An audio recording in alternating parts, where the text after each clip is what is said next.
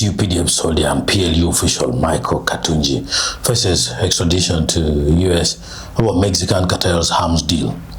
The Ugandan government has officially approved the extradition of Michael Katungi Mpere, a former Uganda People's Defense Forces (UPDF) soldier and former Central Executive Official of the Patriotic League of Uganda (PLU) to the United States. Currently remanded at Alur prison, Katungi is wanted by federal authorities to stand trial in the U.S. District Court for the Eastern District of Virginia. He faces severe criminal charges stemming from his alleged involvement in international weapons brokering and narcotics conspiracy linked to a violent Mexican drug cartel. The cartel conspiracy and U.S. indictment. An arrest warrant was originally issued against Katungi on April the 10th, 2025, and case number 1-25 CR12. The prosecution outlines a highly coordinated international operation.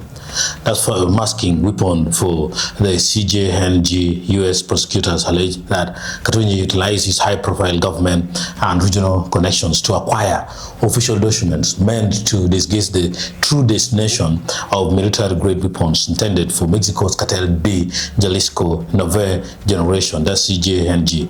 Falsified Tanzania military rangers working alongside Bulgarian arms dealer Peter Mashu, Kenyan National Helsi Odiambo Osumo, and an individual named Pamige. Katungi allegedly helped secure a fraudulent Tanzanian end-user certificate, that's EUC.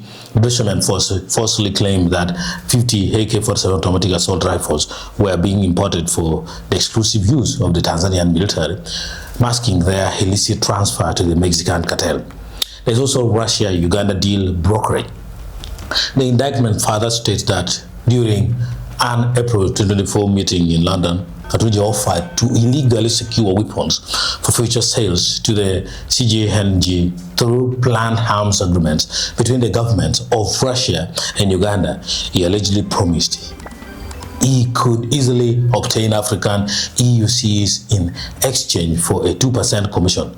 Potential life imprisonment is coming. The nature of the charges carries some of the harshest penalties under U.S. federal law, leaving the former UPDF officer and PLU facing potential life in prison.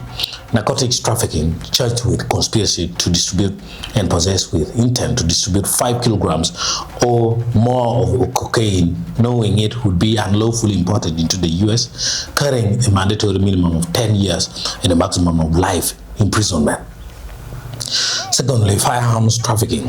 While standard firearms conspiracy carries up to 20 years, the inclusion of machine guns and destructive devices in this indictment elevates the statutory maximum to life imprisonment.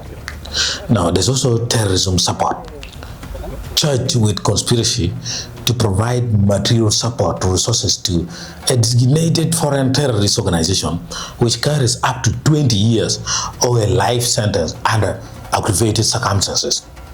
So there is also final government clearance. The legal process inside Uganda concluded following months of diplomatic coordination between the U.S. Embassy in Kampala, Uganda's Ministry of Foreign Affairs, the Attorney General's Chambers, and the Director of Public Prosecutions, that's DPP.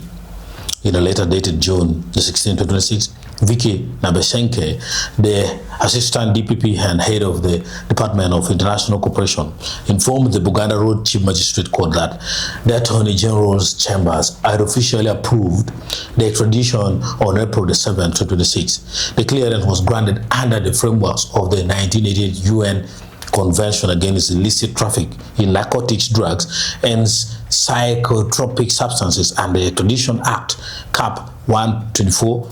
Following the AG's guidance, the Minister of Justice and Constitutional Affairs, Norbert Mao, formally cleared Katungi's extradition in a direct dated by May 18, 2026. The DPP has requested the Chief Magistrate to schedule a hearing to issue the formal warrant of arrest under Section 8(2) of the Extradition Act, clearing the final hurdle for the Katungi surrender to U.S. federal custody.